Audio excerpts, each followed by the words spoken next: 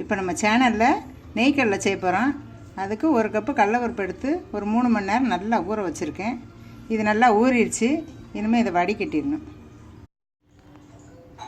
இப்போ நல்லா வடிகட்டியாச்சு. இதை நல்லா உணர விட்டுறணும் ஒரு துணியில்.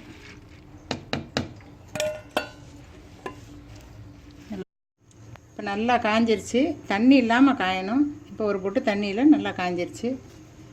இனிமேல் இதை பொரித்து எடுத்துக்கலாம். இதை அப்படியே பொரிச்சோம்னா கரிஞ்சிரும். நல்லா ஈஸியாக இருக்காது. இந்த வலையை வச்சு இதில் கொஞ்சம் கொஞ்சமாக போட்டு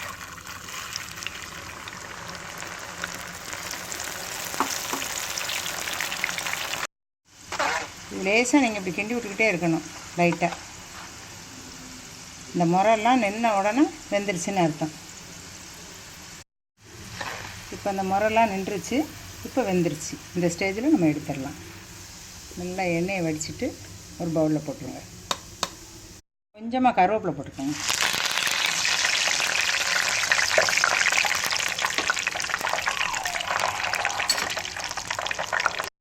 இப்போ அந்த கருவேப்பிலையும் போட்டாச்சு.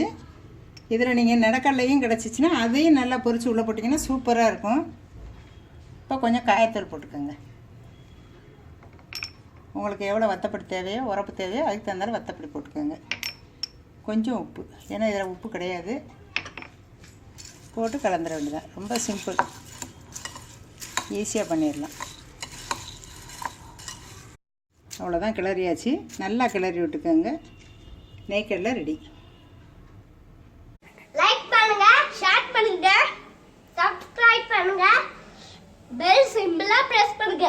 Thank you.